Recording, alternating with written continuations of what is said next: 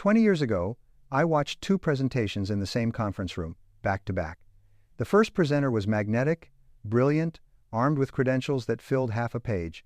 Natural charisma radiated from him. Every word seemed carefully chosen, every gesture purposeful. The second presenter fumbled with his slides, visibly nervous, clearly outmatched in pure ability. 6 months later, the nervous presenter had built something extraordinary. The brilliant one had moved on to his fourth perfect opportunity in 2 years, still searching for the success that his talent had apparently promised him. That day cracked open something I'd been circling around for years but had never quite grasped. Talent is seductive. It's visible. It impresses people immediately. But talent without the willingness to grind through boring, repetitive, unglamorous work is just potential that never converts into anything real. The hard truth that most people spend their entire lives avoiding is this: your natural gifts are just your starting position. They're not your destination. They're not even a guarantee you'll finish the race. And the people who understand this, who truly absorb it deep enough to change how they operate, end up lapping competitors who started with far greater advantages. Leonard Hastings made architecture look like art. By 26, he'd designed 3 buildings that won regional awards. Established architects would study his work, trying to understand how someone so young could have such a sophisticated eye for spatial relationships. He could walk into any room and immediately see what was wrong with it, what it needed, how to transform it into something remarkable. His professors at university had used words like generational talent and natural genius. Early in his career, firms competed to hire him. When a development company offered Leonard a $42 million project at age 28, it felt inevitable. He was supposed to be designing significant buildings. This was simply the universe aligning with his abilities.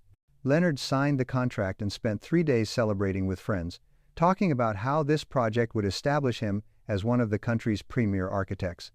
Then reality arrived. Not the exciting part where creative vision flows freely, but the tedious part where vision has to be converted into technical specifications, engineering calculations, permit applications, contractor coordination. Leonard worked in bursts. When inspiration hit, he'd produce stunning concepts, working 18-hour days fueled by creative energy. Then he'd go weeks barely touching the project, waiting for that same inspired state to return. The client began asking questions. Where were the detailed plans? What about the structural engineering reviews? When would Phase 1 documentation be complete? Leonard had explanations that sounded reasonable. He was exploring alternative approaches. He was refining critical details. He was ensuring everything met his exacting standards. What he was actually doing was waiting to feel inspired again, assuming his talent would eventually compensate for his inconsistent work habits. 8 months into a 14-month contract, Leonard had completed perhaps 30% of the required work. The development company didn't fire him dramatically. They simply brought in another firm, paying Leonard for his preliminary concepts and moving on. Leonard told himself they were small-minded people who didn't understand how real creativity worked. He found another project. The pattern repeated. Brilliant initial concepts followed by long periods of inactivity.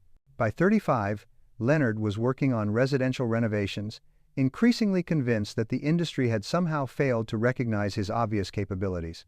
Miguel Santos was 19 when he started working construction, mixing concrete and hauling materials in summer heat that made his hands blister.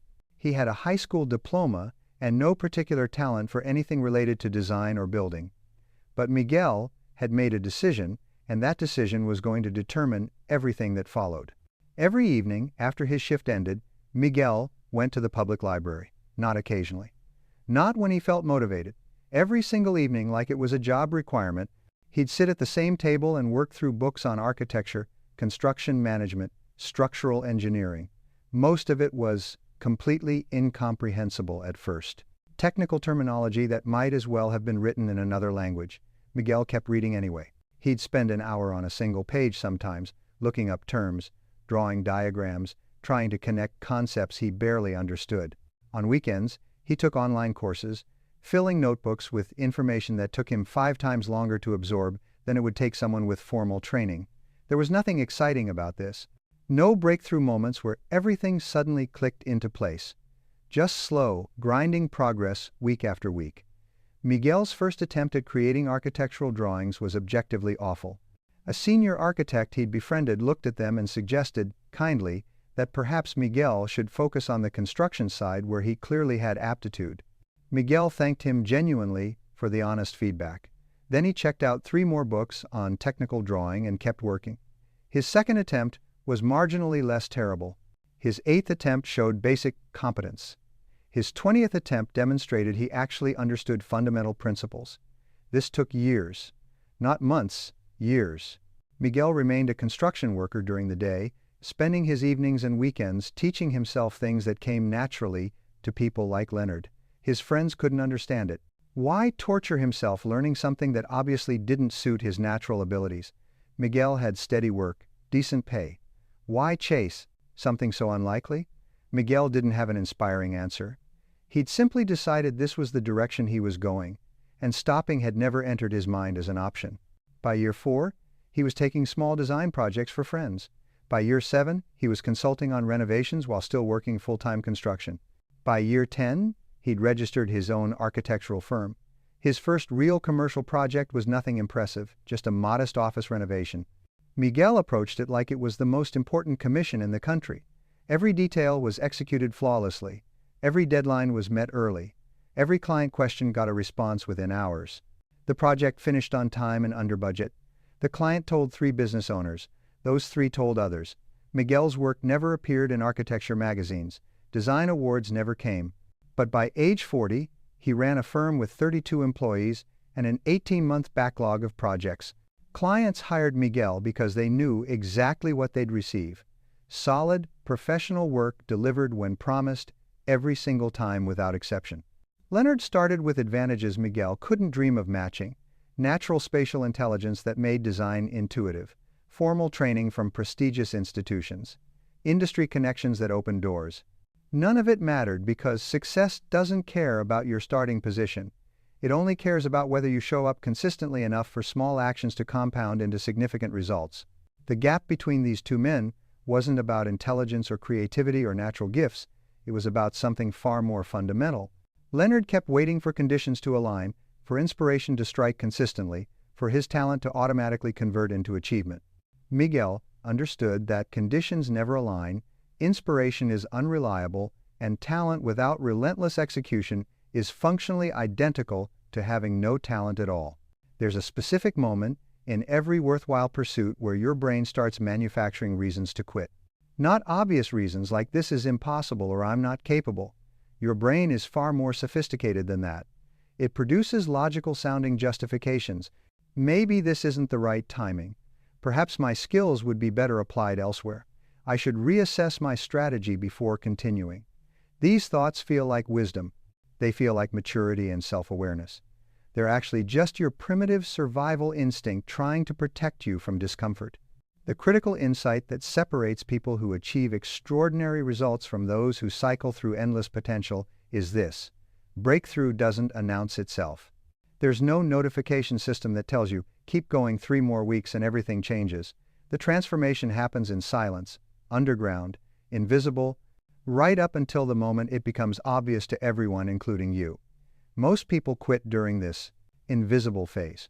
They're working, seeing no results, and their brain helpfully points out that this appears to be wasted effort. What they can't see is that progress is accumulating beneath the surface.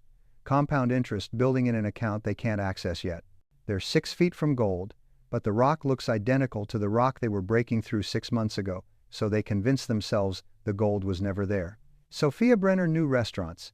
She'd worked in them since she was 16, everything from dishwasher to line cook to floor manager. By 32, she'd saved enough to open her own place, a small Italian restaurant in a neighborhood that was just starting to show signs of development. She had solid recipes, decent location, reasonable prices. The restaurant failed within 18 months. Sophia took a job managing someone else's restaurant to pay off her debts. 2 years later, she tried again. Different concept this time, a breakfast place focused on local ingredients. Better location, smarter marketing.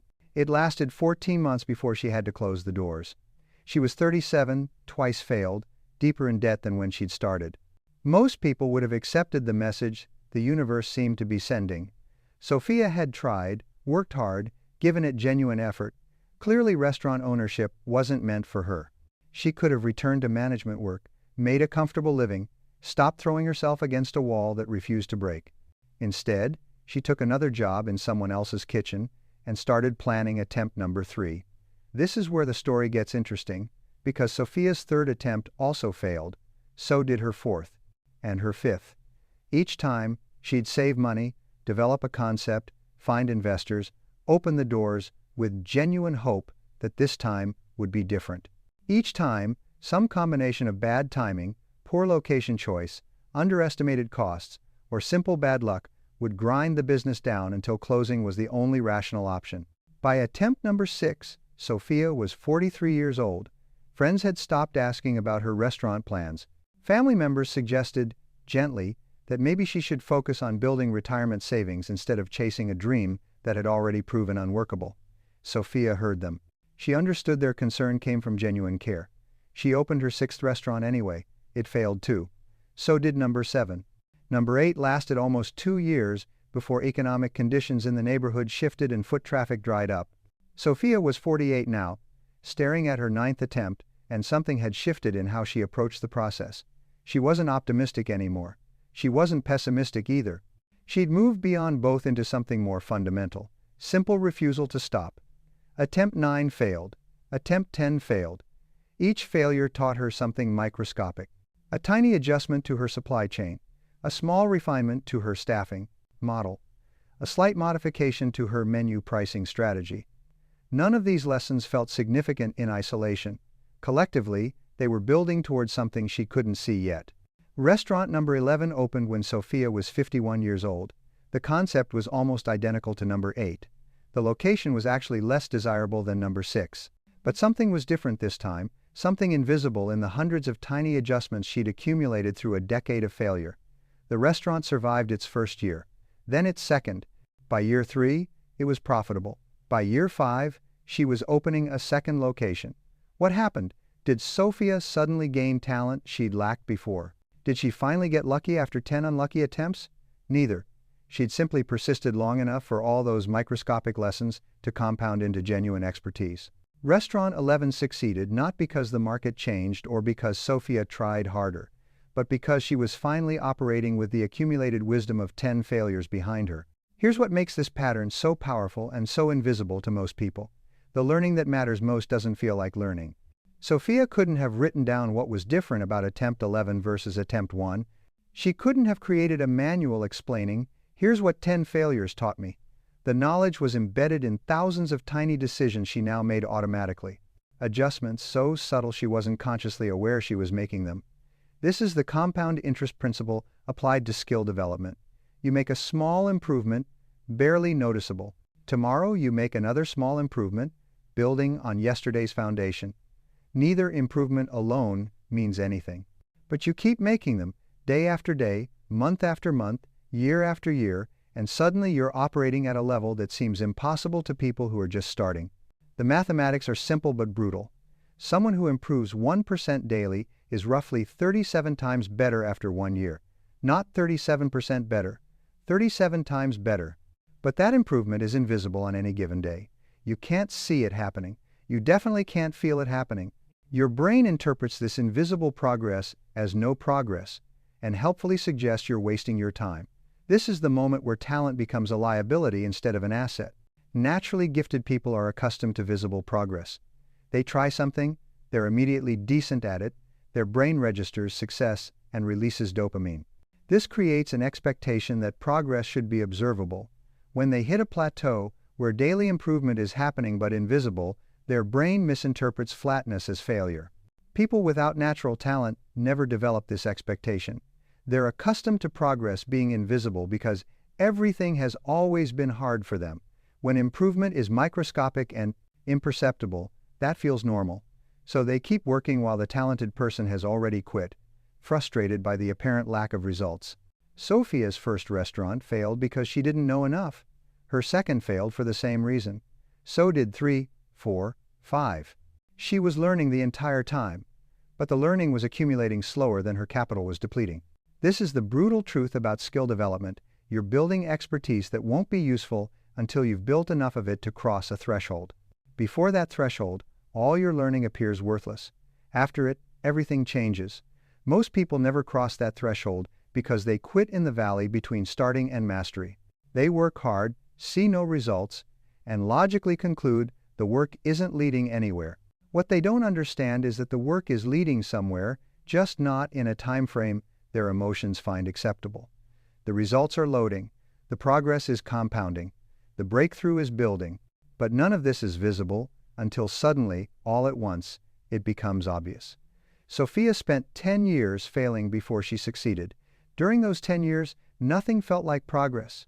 Each restaurant that closed felt like confirmation she was wasting her life. Her bank account agreed. Her stress levels agreed. Every rational indicator said stop. But rational indicators can't measure invisible accumulation of expertise. They can only measure visible outcomes, and visible outcomes lag behind actual progress by months or years. The person who persists through this lag period, who continues working when all evidence suggests the work is pointless, ends up with capabilities that look like magic to observers. They're not magic. They're compound interest finally becoming visible after years of invisible accumulation. But because the accumulation was invisible, everyone, including the person who did the work, has trouble explaining how it happened. This is why persistence beats talent. Talent gives you a better starting position. Persistence gives you time for compound interest to work. And compound interest, given enough time, defeats every advantage you can imagine. The naturally gifted person who quits after 2 years has no chance against the average person who persists for 10. None. The mathematics don't care about fairness or natural ability. They only care about time and consistency.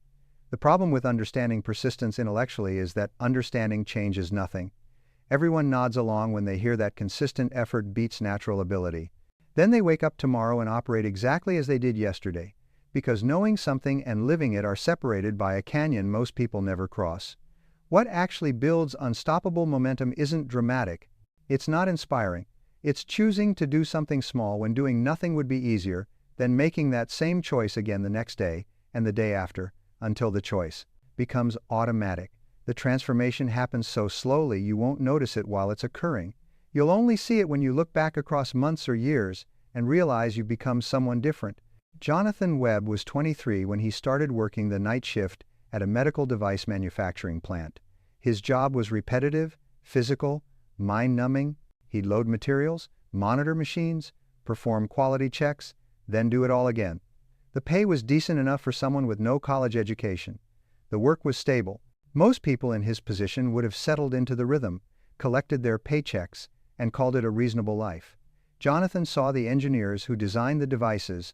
They'd walk through the factory occasionally, checking on production runs, discussing modifications. They spoke a language Jonathan barely understood, referencing tolerances and specifications and regulatory requirements. These engineers had university degrees, years of specialized training. They inhabited a world completely separate from the factory floor where Jonathan spent his nights. Something about that separation bothered him, not in an envious way, but in a puzzle-solving way. These devices weren't magic. Someone had figured out how to design them. Someone had learned the principles and applied them systematically. Jonathan started wondering if the gap between himself and those engineers was actually as insurmountable as it appeared. He began staying after his shift ended, an extra hour at first. The factory had a small technical library, manuals and specifications for the equipment. Jonathan would sit there reading documentation that might as well have been written in code. Terms like biocompatibility testing and sterilization validation meant nothing to him. He'd look them up, find more terms he didn't understand, look those up too. Progress was glacial. 6 months in, he could read a technical specification sheet and understand maybe 30% of it. That 30% felt like nothing. The engineers understood 100% automatically. Jonathan was so far behind that catching up seemed almost absurd.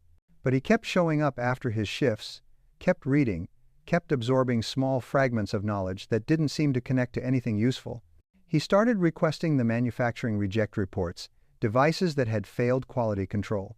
He'd examine them during his breaks, trying to understand what had gone wrong. Sometimes the problem was obvious, a visible defect in the molding.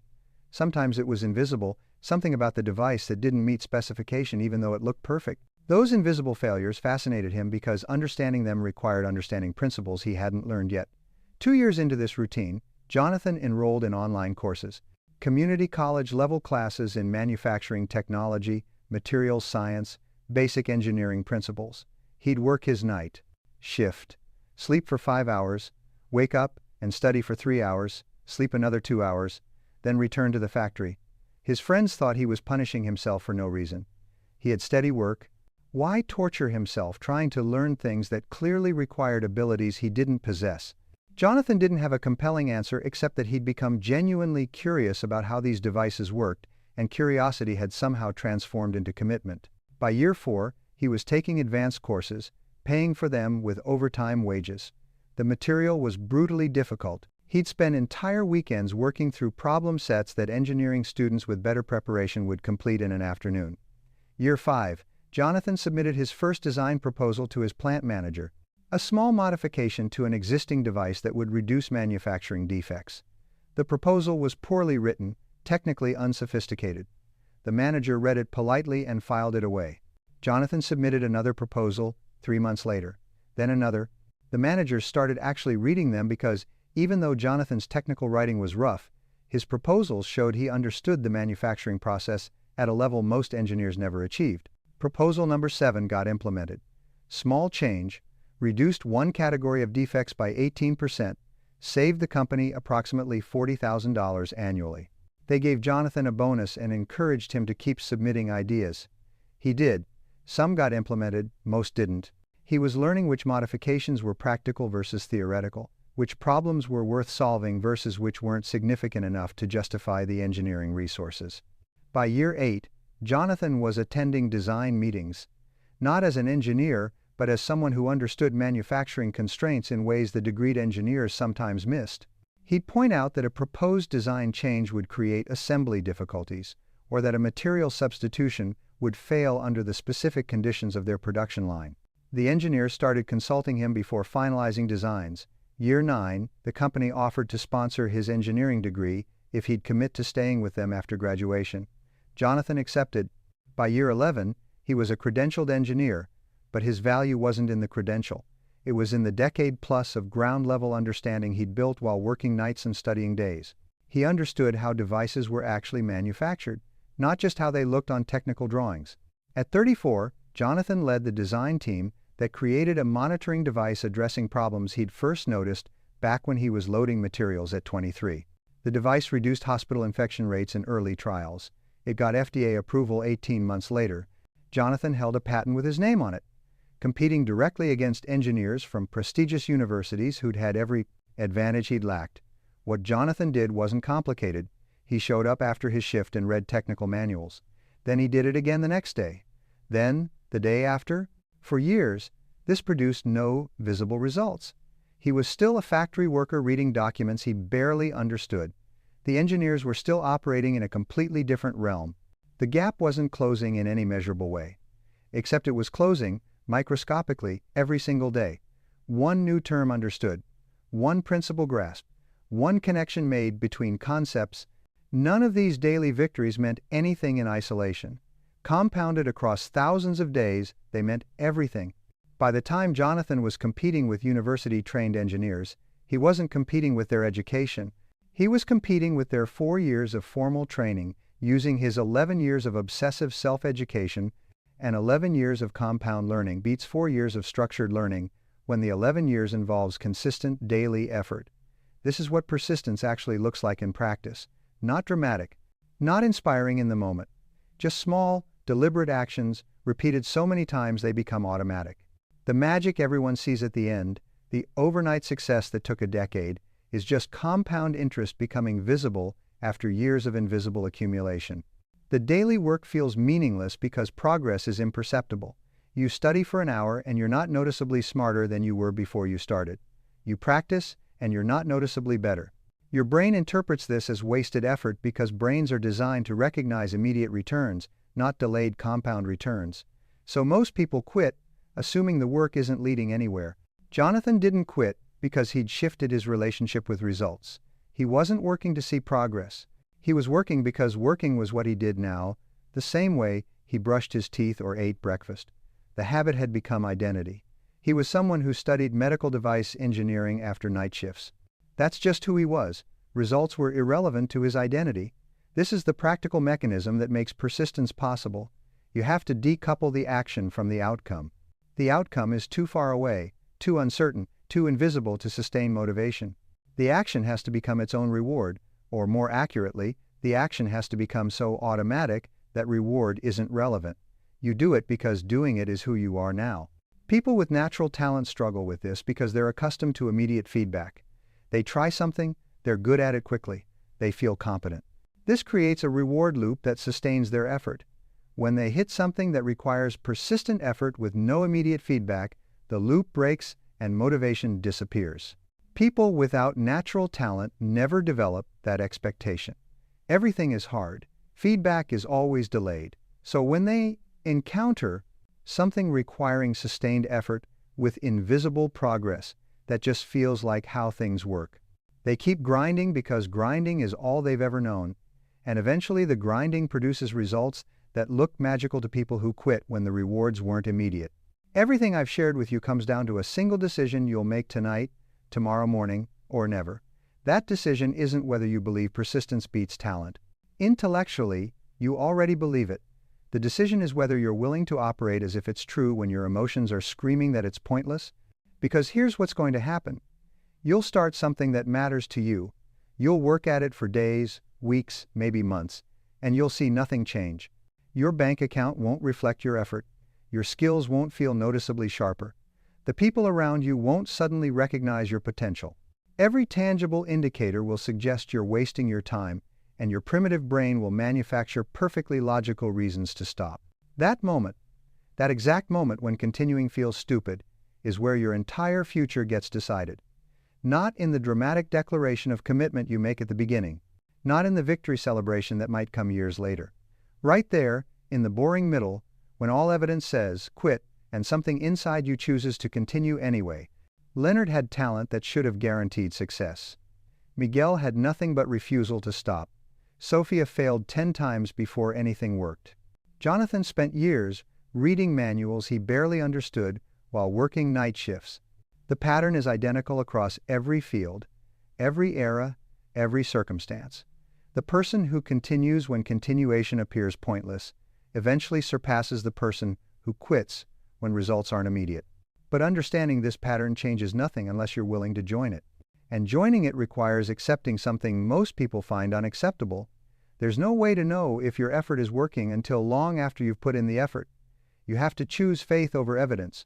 You have to act without proof that action will matter. The person who needs certainty before committing never commits. They wait for signs that their effort is paying off before increasing their effort, not understanding that the signs only appear after sustained effort has already compounded invisibly. They're waiting for permission from the universe to continue, and the universe never grants that permission until after you've already succeeded. So you have to decide, are you willing to work without evidence? Are you willing to persist through the valley where nothing seems to be changing? Are you willing to make your daily actions independent of your daily results, understanding that results lag behind effort by months or years? If you're not willing, that's actually fine. Most people aren't. They'll have decent lives, reasonable careers, comfortable existences. But they'll spend those lives wondering what they could have achieved if they just pushed through the invisible phase where persistence accumulates into expertise. If you are willing, then the path is brutally simple. Choose something that matters to you.